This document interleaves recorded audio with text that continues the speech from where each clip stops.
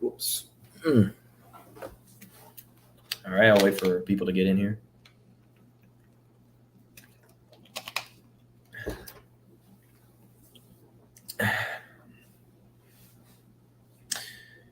All right. Well, week 3, college football came to an end last week. SEC wise, I think I went 11-2 straight. 11-2, I'm pretty sure I went straight. But against the spread, I went 7-4-1. That one tie came with Ole Miss and Georgia Tech. I actually didn't go with either side. So it is what it is on that. I should have went there was a push.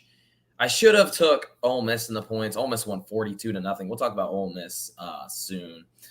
But we got some decent games this week. We have 2 top 25 matchups, Florida, Tennessee, which will be which is the game of the week, and also the last game we'll talk about. And then Texas A&M, Arkansas, which is at Jerry World in Texas.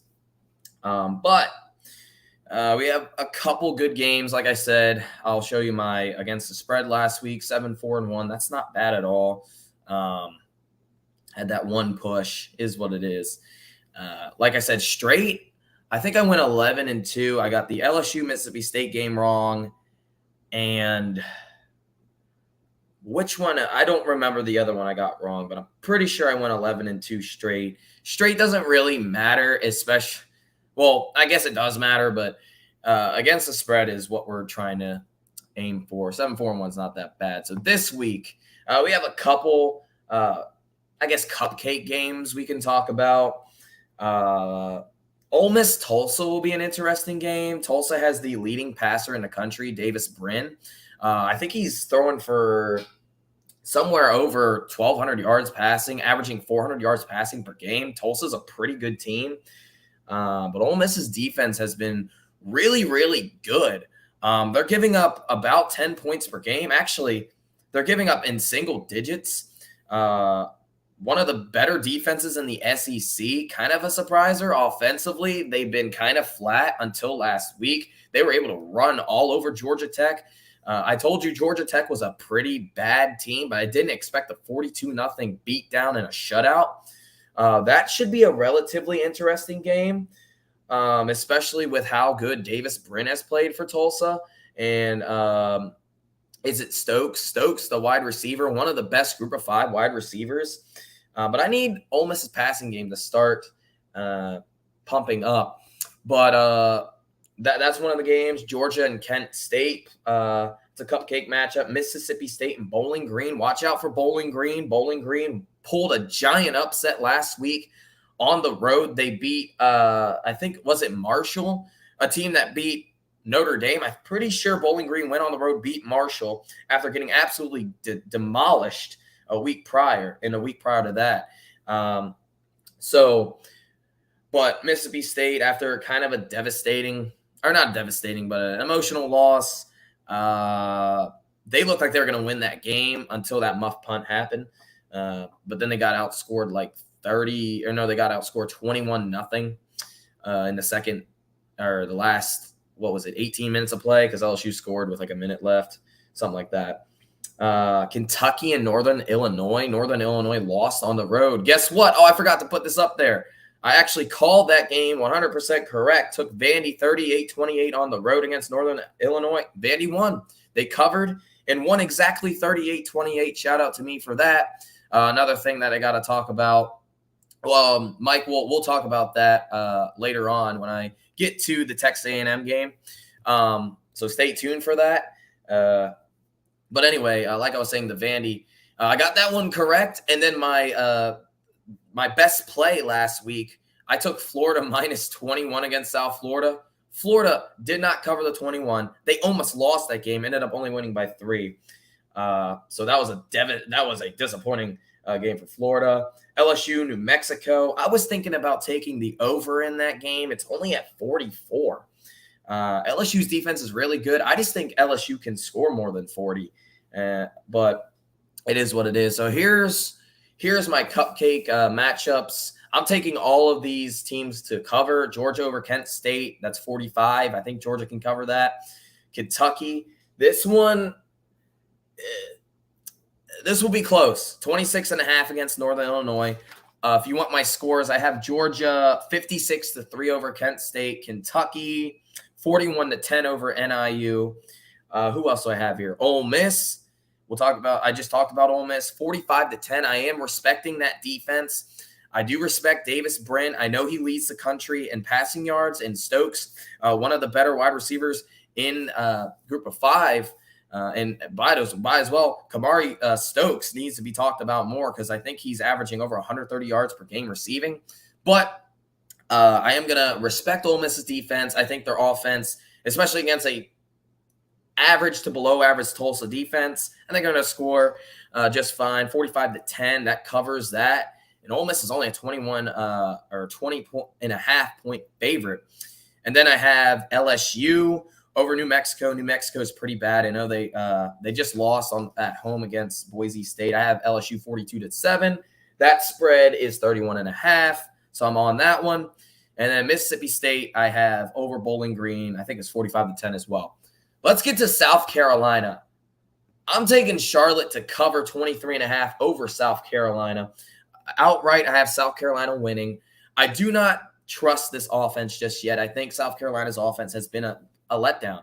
Marshawn Lloyd only averaging like 2.9 yards per carry, maybe even less. He hasn't even rushed for 100 yards in the first 3 games. Spencer Rattler has not been what we've been told by South Carolina fans is he's going to be really, really good.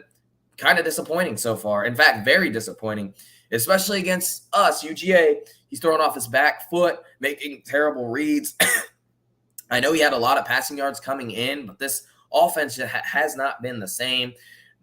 Not too many great wide receivers on the outside, and their offensive line is pretty bad, as well as their defense. South Carolina's defense has not been the same since what it was last year. They gave up like 23.4 points per game or something like that. That was a huge increase from the year prior. That was like 10 points better than the year prior.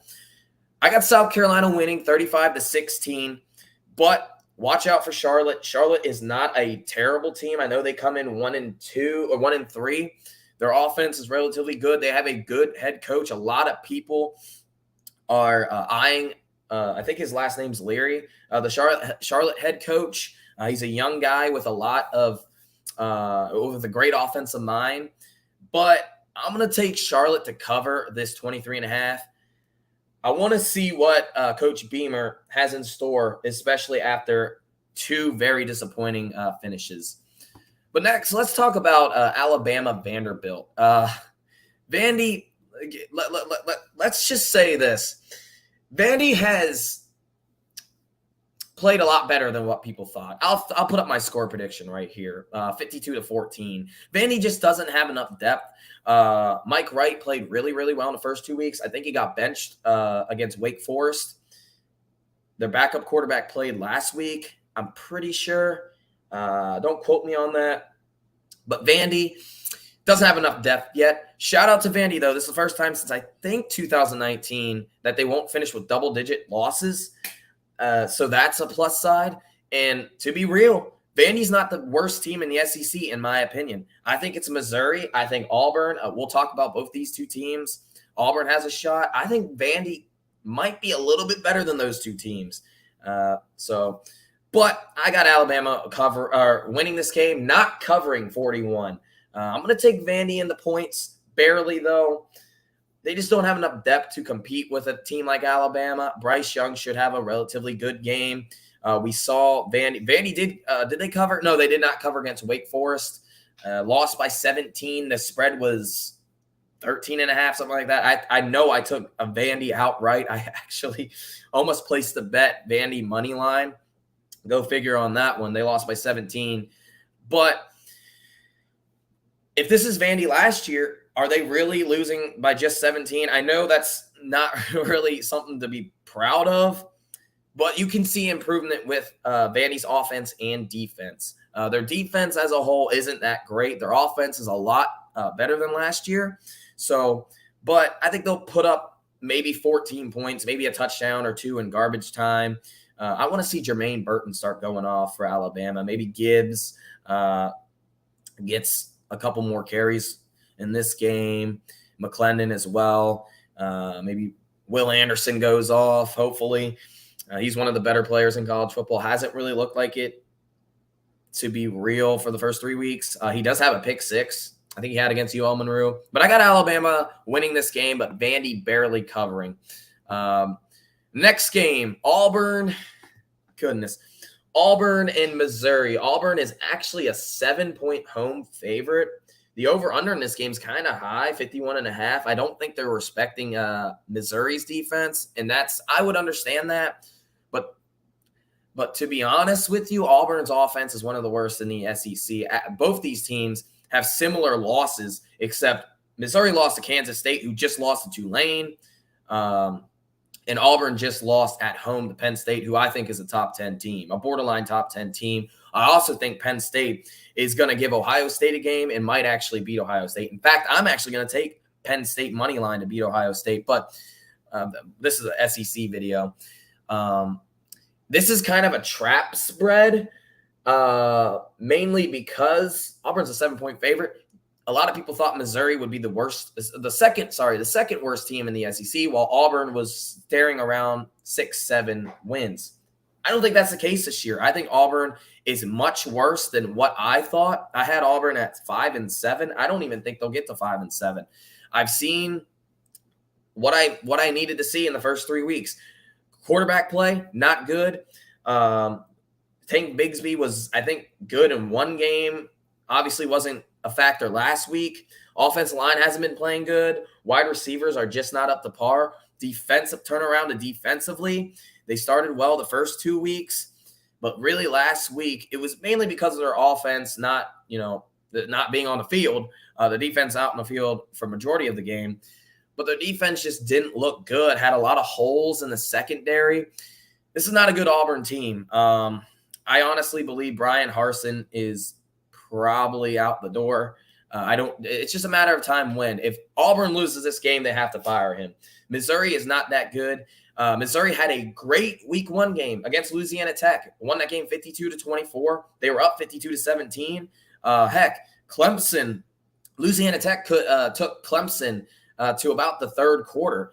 Really to the fourth quarter. It was 34-20. Louisiana Tech had the ball. I think they turned it over. Then Clemson ran up the score, won that game by 28. Missouri beat Louisiana Tech better. After that, a demolishing loss against Kansas State. And then last week, they didn't even cover against Abilene Christian. Didn't even play that well. Both these quarterbacks are pretty bad, Ashford and Cook.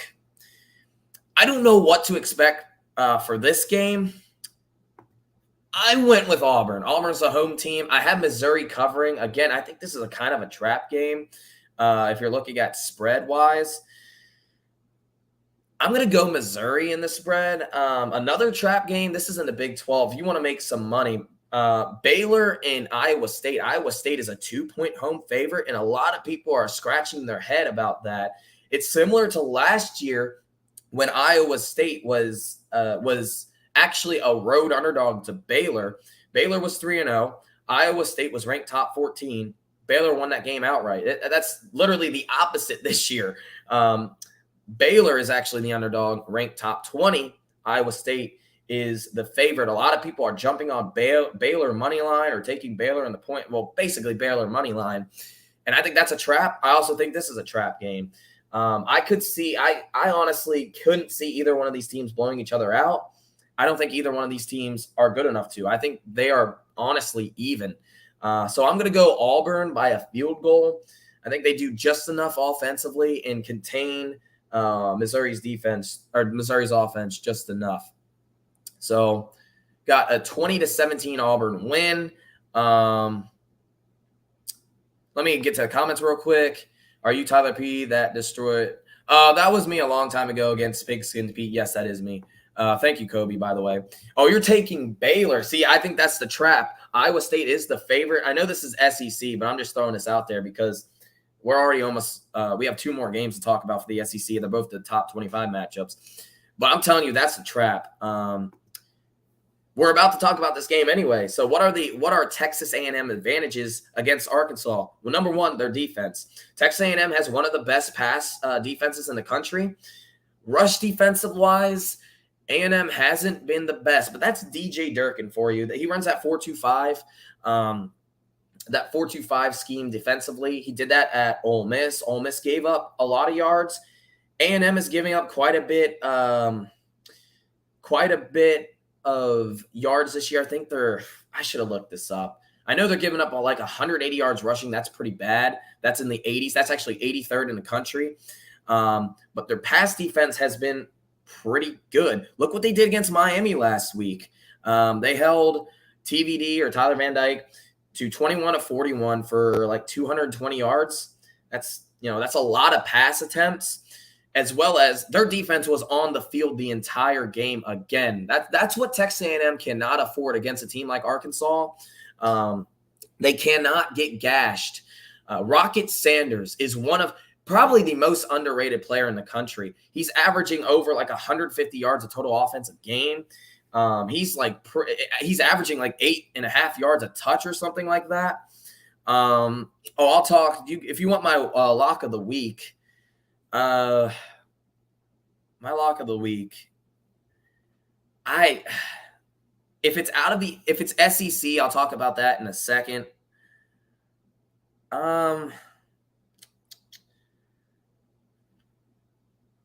I couldn't tell you what my lock of the week is. I'm looking at my notes here. Maybe TCU -1. I really liked West Virginia last night. They were only a 2-point favorite, but that doesn't really count. I like Syracuse tonight in that 6. I wouldn't say that's my lock of the week. But I would say I like Iowa State. I think that's a trap game to take Baylor. Also, Baylor offensively, they don't have a guy or two that's going to wow you, that makes you a play. They don't have any playmakers offensively. Iowa State's defense is good enough to hold Baylor. You want my score? I have Iowa State winning that game 24-17. Matt Campbell's defense, again, pretty good. Iowa State's 3-0. They beat Iowa 10-7. Again, Heckers is not a great quarterback. Obviously, one of the worst quarterbacks in the Big 12, but I think they'll do just enough to beat Baylor. But anyway, like I was talking about with Texas A&M, their offensive line has to step up as well. Bryce Foster is back, and that made a huge difference last week. We saw A-Chain get out, and he had a couple really good runs. Texas A&M doesn't have a number 2 back that they can rely on just yet. LJ Johnson, highly recruited, hasn't done much, and that's pretty much it. It's A-Chain. That's pretty much their offense. Another advantage is how bad Arkansas's defense has played. I mean, this is one of the worst pass defenses in the country. In fact, are they dead last? No, they're 120th in the country, giving up over 300 yards passing a game. That's pretty bad. That's terrible.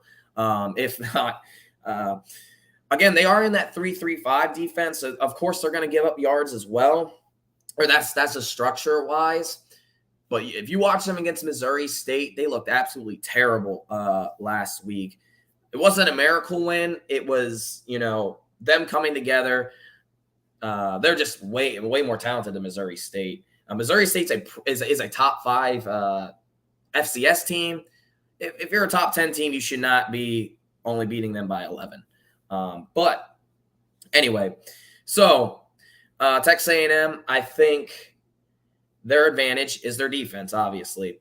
But they need to stay on the field longer. You cannot be on the field for just 18 minutes against Appalachian State, turn it around 22 minutes against Miami. You cannot, especially against a team like Arkansas, which their offense heavily is a run-heavy offense. KJ Jefferson is one of the best quarterbacks in the SEC.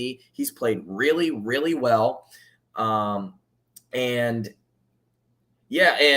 Rocket Sanders, again, one of the best players in the SEC and probably the most underrated player in the country.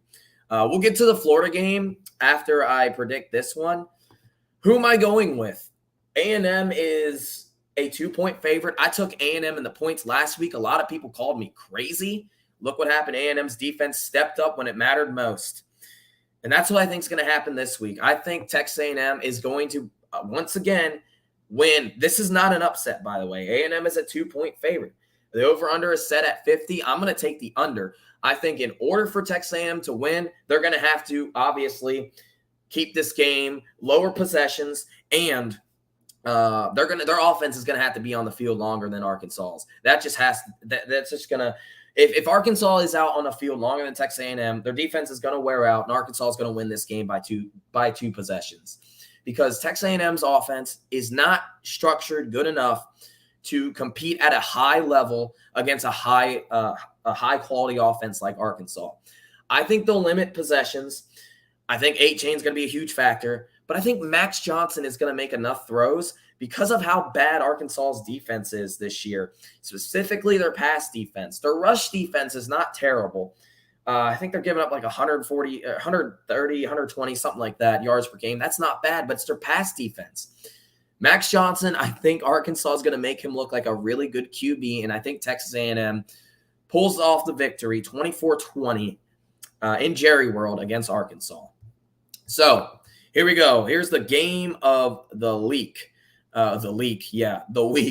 Arkansas runs the clock, literally. If Arkansas controls the clock, they'll win this game by 2 scores because A&M isn't able they're not good enough offensively to consistently score with a team like Arkansas. That's just my opinion. Maybe they fix things, especially with play calling. Play calling really was terrible for against the Appalachian State.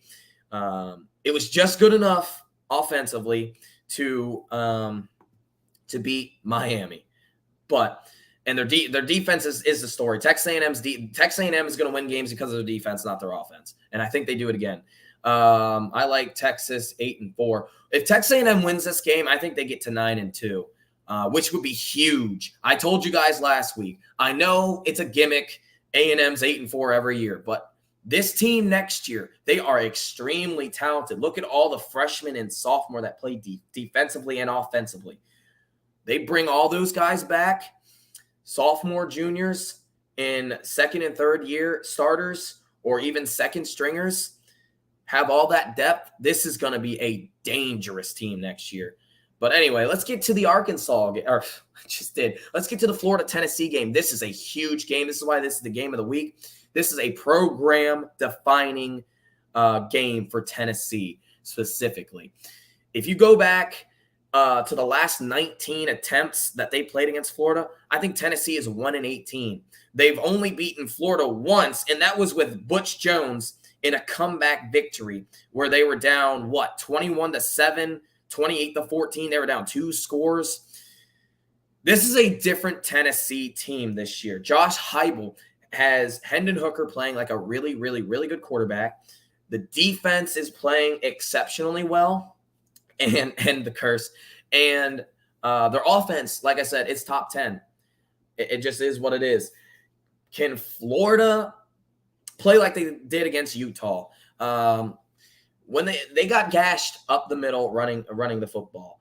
Tennessee's I don't see Tennessee running the ball as well as Utah did against Florida. Tennessee's also a 10.5 point or 11-point favorite now. Is it 11.5? I should have looked. But we watched them against Ball State and Akron, 2 terrible MAC teams. I get it. But they look really, really, really good, and their defense stepped up. On the road against Pitt, came into that game. I thought Tennessee would blow out Pitt. I just didn't think Pitt would be that good. But they won the game. And these are games Tennessee loses. The game against Pitt. They did it last year. Games against Florida. They did it last year. I think they got blown out against Florida. Didn't they? Like 41-14 or something. It was a blowout. Emory Jones, I think he had like 100 yards rushing. Florida had like 300 yards rushing. The game plan against Florida, I'm not going to say it's extremely simple, but it's to contain Anthony Richardson and make him win through the air. Tennessee's rush offense, we saw it against Pitt, was not good. They had to win this game with their defense. Their offense stalled after the first half. I mean, they scored 24 points in the first half. They were down 17-7, storm back, take the lead, and then their offense stalled against Pitt. If Florida can contain Hendon Hooker and this Tennessee offense, they'll have a good shot at winning the game. The problem is Anthony Richardson is going to have to win this game through the air. But if you look at history, Florida wins this game almost every year. I saw Tennessee, Josh Heupel especially, that game against Pitt was huge. It was a huge game for this program. This is an even bigger game. You get them at home after last year getting embarrassed to Florida. And Emory Jones went off against Tennessee. I think he had a touchdown reception too. But the spread, oh my goodness, the spread is a little bit too high. 11.5 points. They're giving Tennessee in a matchup that they've been dominated in the past couple of years. Who do you think I'm going with? I'm going with the Vols. I think Hendon Hooker is just a better quarterback right now, obviously, than Anthony Richardson. I think Anthony Richardson is more talented. He's just not there yet. I saw Florida last week against South Florida. They played terrible. And I don't want to hear anything about how they were looking ahead. Anthony Richardson, to be fair, he just can't read a defense at a high level. That's me trying to be completely unbiased. I'm not going to say he can't read a defense as a whole because, well, he kind of can't. But Tennessee's defense has been playing better than Florida's. I get it competition-wise. Tennessee's playing a little bit easier competition with Akron and Ball State, winning those games by a combined score of like 112-9 or 16 or something like that. But that Pitt game was huge. Tennessee's defense stepped up when they needed it most. I think they'll do it again, and I think Hendon Hooker will make enough plays. So there you go. I have Tennessee winning this game. This is obviously not an upset, but it will kind of feel like an upset because, again, their record against Florida is terrible. They've only beat them one time in the past like 16, 17, 18 years or something like that. And that was with Butch Jones and Josh Dobbs, one of the kind of like a magical start for Tennessee. They started 6-0 that year. They beat Georgia by a Hail Mary. They beat, obviously, Florida by a comeback win. They almost lost to Appalachian State that year, too. They went to double overtime in that season. That was the year they beat Florida. Florida also won the East that year. But this would obviously – I mean, if Florida loses this game, they're out of conversation. But Tennessee, they are a much different team, and this is a program-defining win, in my opinion, for Tennessee. So, what is my best play of the week? Let's see if I can redeem myself. I'm going to take, for the SEC, by the way, I'm going to take Ole Miss in the 20.5.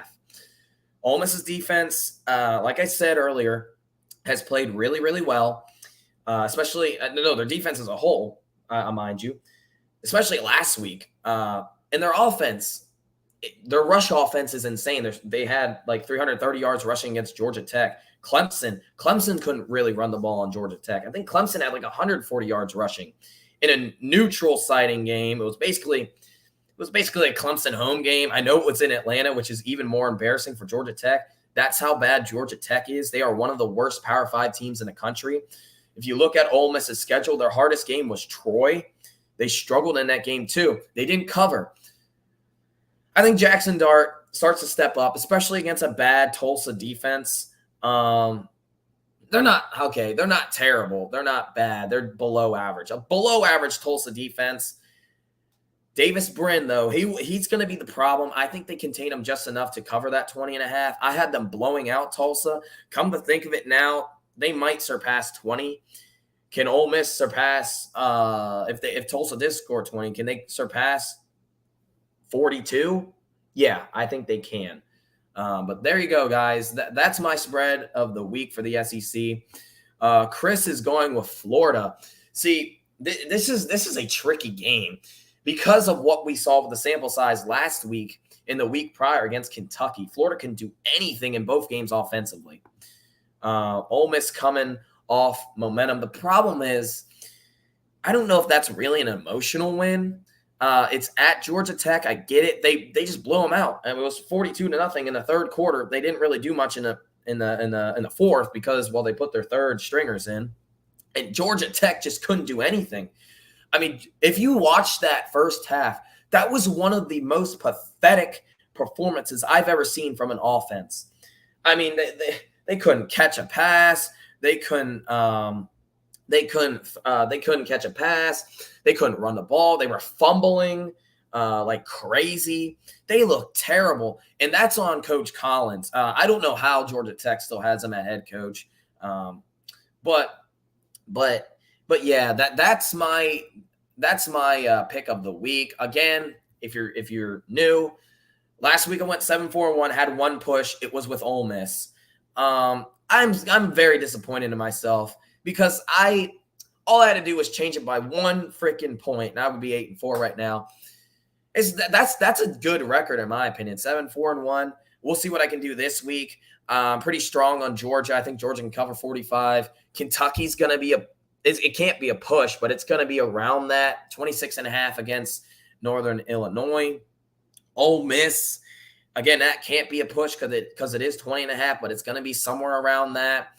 LSU, I'm pretty sure LSU can blow out New Mexico. New Mexico's not that good. Mississippi State, Bowling Green's not that good. I would say it was kind of a flukish win for Bowling Green. They always do this. Like every year they have one. They did this to Minnesota last year. They lost a game to, wasn't it Tennessee, like 59-0? They turn around and beat Minnesota 14-10. I don't know. That's basically kind of what they did. They beat Marshall on the road. And then I went with Charlotte. South Carolina fans, I'm sorry. I just don't trust your team as a whole. And Charlotte isn't a completely terrible team. They just aren't great. But I don't know. What do you guys think?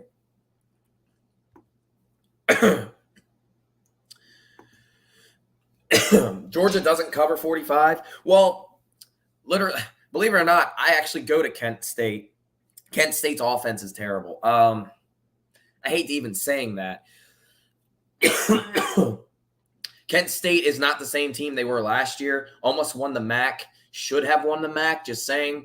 Had one of the best quarterbacks of Group of Five. He's now playing for the Chiefs. But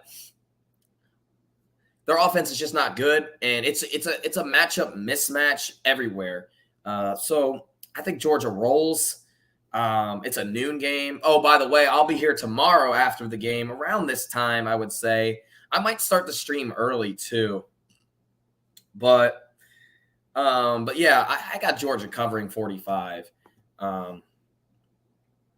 Well, listen, our third stringers were competing against South Carolina's first string. I mean, do I think Kent State can score a touchdown in this game? That's probably the biggest question. I don't think so. Maybe I'm overrating our third string defense, but I just don't think Kent State can score a touchdown in this game. That's why I think Georgia will cover. I hope I'm right too. I don't want to be wrong about that. Yeah, Kobe. I was the one that was roasting Pigskin Pete back in the day. That was funny.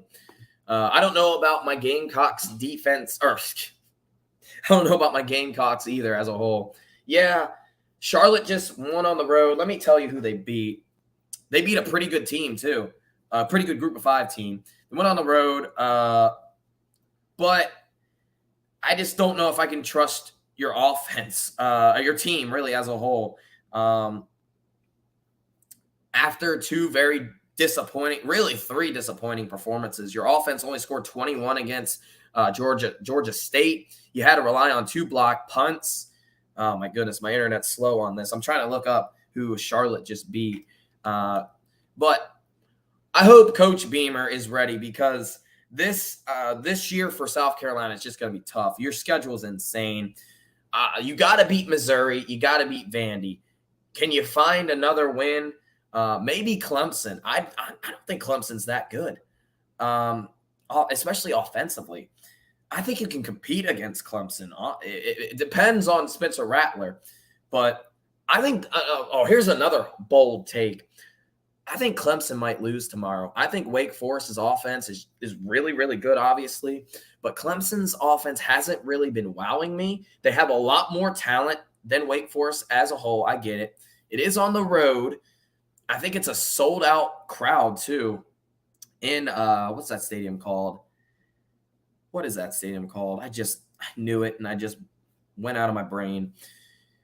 But especially against Sam Hartman, one of the best quarterbacks, not just in the ACC, in the country. DJ, does he have enough supporting cast? EJ Williams, 5-star recruit, very disappointing for Clemson. Let's be real. If you have, let me say.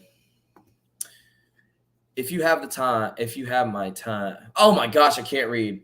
If you have time, my man, Fishing Football wants you to dissect the Florida-Tennessee game again. Who's Fishing Football? This is, like I said, with this upcoming game, Tennessee's an 11.5-point favorite. It's insane. Who's looked like the better team thus far? Tennessee. Who's been struggling on both sides of the ball? Florida. Tennessee's the better team. But in the series, Florida's dominated the series. Doesn't matter how good either one of these teams are. Was Tennessee, by the end of the year, Tennessee was a better team than Florida. They still got blown out against Florida. Go back to, what year was it? One year, I think it was 2017, wasn't it? No, 2015 or 16. Tennessee outplayed Florida and still lost. No, it was the year. I remember it. It was the year that Will Grier was the starting quarterback for Florida. 2015, right? Tennessee completely dominated Florida in that first 3.5 quarters. The last 5 minutes, they just blew the game. Could it be something like that this year? I hope not. I'm telling you, I like Josh Heupel. I think he is a better coach than Billy Napier. That's not even a hot take. He's also in year 2. But his defense has been playing really, really well. Their defense won them the game against Pitt. Yes, they scored 34. Yes, Hendon Hooker, stepped up in overtime. But after the first half, Tennessee's offense would stall drive after drive. I can't get my stats on here. This is annoying. I want to look up my stats so I can start giving you what I believe is going to happen in this game. Like I said earlier, I just think Tennessee's the better team. I think Hendon Hooker's just a much better quarterback than Anthony Richardson. I think Anthony Richardson will make some bad reads, costing the. I don't want to say that, but obviously leading to. I don't want to say he's going to cost them the game because that just sounds bad. But you know what I mean. Because I don't like to ever put it on a player. But Florida is going to need Anthony Richardson to play really, really well, especially through the air. Do you really think he's good enough to beat Tennessee through the air? I just don't think so. Rushing wise, they're going to have to get Small and Wright involved more.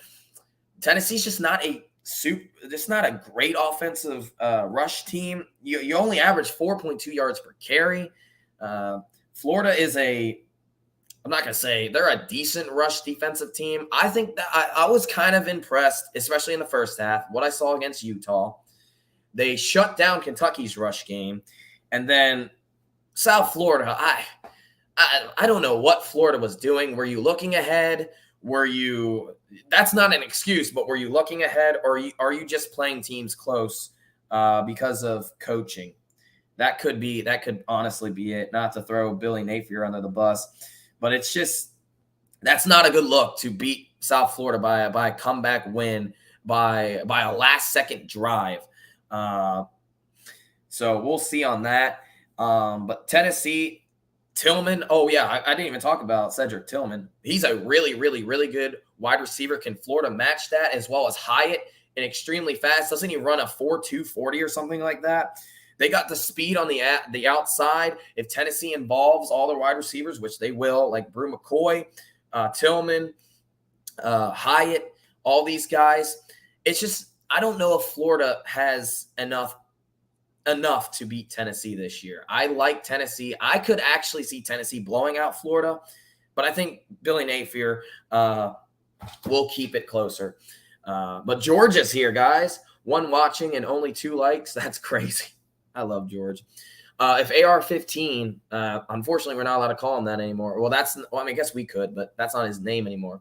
Has more than 28 passing attempts. That's a specific number. Because didn't he have 28 last week? And then he only complete like 10 of them. Anthony Richardson needs, if Florida's going to win this game, they're going to need him to play at a high level. I just don't see it happening. I think he's just too young.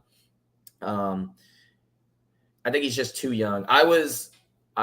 was an in-state game. I'm not putting too much weight on that. South Florida is a bad team. They just lost to BYU 50-20. BYU, do you think BYU is better than Florida? I don't even think so. BYU plays Arkansas down the road. BYU just barely beat Baylor and got absolutely destroyed by Oregon. Oregon's a good team, though, but I don't think BYU is better than Florida.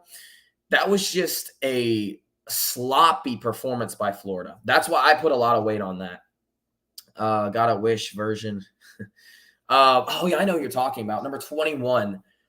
Apparently, he can squat like 700 pounds and bench like 500. That's insane.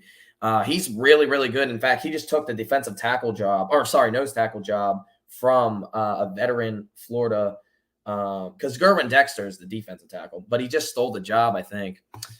I can't only see my comments. Anyone else comments? Yeah, George commented, unless you're blocked by him.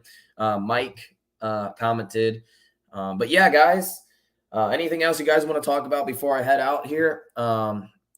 If you want, we could talk about Big Ten, or we don't just have to talk about SEC. I have all my notes over here with all the scores written down for who I am picking this week. So, oh, crud. So if you want to, if you want any of my picks on any other games, just let me know. Texas versus Texas Tech. That's a good game. That's a noon game. It's on the road. Texas Tech's quarterback's a backup. He's been playing all right. Has a turnover issue. I think he has 4 touchdowns and 4 interceptions in his 2 starts. 1-1. They did beat Houston. Same Houston team that got absolutely destroyed. How about Kansas? How about the Jayhawks? USC. This is a big game. This was one of my games to watch. Preseason, I picked Oregon State. Oh, my goodness. This is going to be a good game. I want to roll Oregon State so bad. The spread is only 6 points, too. This could be another trap game. I might take – oh, my goodness. I think I'm going to take Oregon State in the points. Oregon State has looked really, really good. They just destroyed a FCS team like 75-25 or something like that, or 68-28. Wasn't it Montana State too? Montana State, one of the better FCS teams too. And I know it's an FCS team, but this is Oregon State. Same with Kansas. Kansas State won 56-7 against Tennessee Tech, who's actually a terrible FCS team. But hey, it's Kansas. Vandy beat Hawaii on the road 63-10. Heck, Michigan couldn't even beat Hawaii 63-10. But not a good game. But I gotta ask. Oh, so we covered that. Andrew, my boy, I took Auburn. Just barely. But yeah, back to this. USC looks really, really, really good. The spread is 6.5, I believe. I can't even look it up because my tablet is so slow. But this is a huge game. Let me see if I can get it. I'm gonna get it. I'm gonna try to get it real quick. It's only on top 25 games, and this is good. 7:30. This is also a weird game. It's at 9:30. Here we go. Come on. It's a 9:30 kickoff, which is 6:30 in Oregon. Oregon State. This is going to be a sellout crowd too. This is going to be not a really hostile environment for Caleb Williams, but he's used to this. But the FPI gives Oregon State a 31% chance to win this game. That's relatively high. USC has just looked insane. Oh, no, USC is only a 6-point favorite now. I don't know about this game. I'm going to go Oregon State in the points. I don't know if I can go Oregon State outright. I just don't know. Fenwick has played really well. Connor Nolan, the starting quarterback for Oregon State, has looked really, really good. They got a couple really good wide receivers like, Trevor Harrison. But Jordan Addison and Mario Williams are just a matchup nightmare. As well as Caleb Williams. That is that's the best trio in the country, in my opinion. Caleb Williams, Mario Williams, and then Jordan Addison. That's the best trio in the country. Go Beavs. I want to take Beavs. I want to take Oregon State so bad. This would be a huge upset because USC looks like a top 4 team. I'm going to go Oregon State in the spread. I don't know if I can take them outright. I don't know if I can take the outright.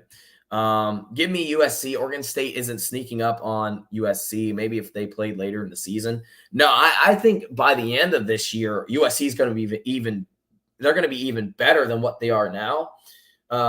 Because they still have a lot of young talent and raw talent, but USC's defense has stepped up. They did give up 28 against Stanford, whatever. It was in garbage time. Who cares? But I don't know, man. That's a good game.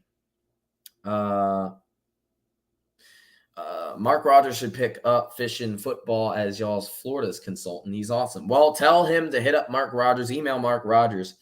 I think tell him to email Mark Rogers. It should be in the description where to find that.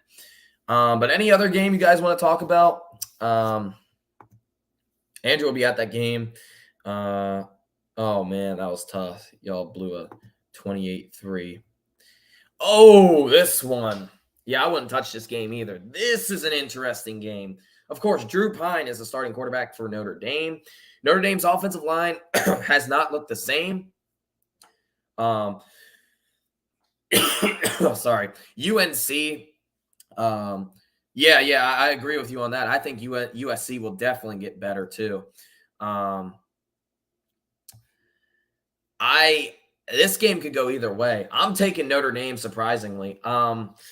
This is another gotta-have-it game for Notre Dame, especially for Marcus Freeman. His defense is really, really good, and I think, especially his pass defense, or his defense as a whole, they're one of the best defenses in the country. Gave up just 17 to Cal. I know they gave up 26 to Marshall, right? But it was on a pick 6. And they gave up like 200 yards rushing, though. Their defense was out the entire game against Marshall and OSU. It is at UNC. North Carolina's defense is horrible. They are one of the worst defenses in the country. Points per game, they're giving like, wasn't it 38? 38 points per game versus a very bad offense. That's a matchup you like to see. And then you got the two strongs, a great offense versus a great defense. Usually the offense prevails against a good defense. When it comes to these games, usually the better offensive team does win over the defensive team, usually. But we saw Miami and Texas A&M. Texas A&M won. That was a home game, though. Who else we see? We saw – I'm drawing a blank just last week. Who just won just last week? Oh, man. A defensive team over a good offensive team. Oh, I can't even think right now. But we usually see the offenses usually prevail, and then the bad offenses don't do much against the defenses. Wow, heels are – yeah, I know. This is a trap game. I would not touch this game at the spread. I don't even think a North Carolina or a Notre Dame fan would touch this spread. Yeah, they have too many problems. I don't think it's coach. Oh, yeah, it is coaching. But I do agree their skill position are just not as good this year. Running backs, did they have any good running backs? I can't even name one. Um, in fact, I can't. Wide receivers can't name a wide receiver either. Drew Pine is just not good. They're going to have to try to run the ball in North Carolina, and you should be able to because North Carolina's defense isn't that great. But if Mac Brown, steps up with the defense, especially that front seven, they'll dominate this game because Notre Dame's going to give up points to this North Carolina offense, especially when May, right? Is it Drew May or something like that? The starting quarterback for North Carolina, one of the best quarterbacks in the ACC so far. He's playing like a Heisman Trophy winner, man, averaging like over 300 yards per game. North Carolina's offense is really, really good. Who am I going with? I went with Notre Dame. This is just a must win for Notre Dame. They need this game. I think North Carolina's defense is bad enough to give up some points, and I think Notre Dame's offense is going to be able to somewhat move the football, but I think their defense is good enough to slow down North Carolina. I had Notre Dame winning 27-24, coming down to a last-second field goal, or coming down to a field goal. But anyway, guys, thank you guys for watching. Make sure you guys like and subscribe. Check out Mark Rogers' live streams that he does daily, as well as make sure you hit up his call-in show. Talk about some of these games. I think he's having a call-in show maybe even tonight. I know he has one every Saturday. But anyway, I'll answer this one last question. Do you like TCU or Baylor on the money line more? I told you I think that's a trap game. I didn't like Baylor. I think I like TCU a little bit more. And Caleb Williams says, does Bama cover? I think I went with Vandy in the 48-41. It could be a push, but Vandy doesn't have that much depth. I'm going with Vandy because I think Bama will give up a garbage touchdown. Yeah, Marshall and Cal were must wins, but UNC is now an even bigger win because guess what? They lost to Marshall. But anyway, guys, thank you guys for watching. We hit almost an hour, which is good. I was trying to focus on SEC, but I know this is SEC and in LSU, Georgia, Texas A&M, and Florida and Bama channels, but I wanted to cover a little bit more so we can, have a good conversation about some of these teams. Anyway, guys, thank you guys for watching. If you're a Georgia fan, I'll see you guys tomorrow after the Kent State game. So peace, guys. Have a good day. Go Dogs.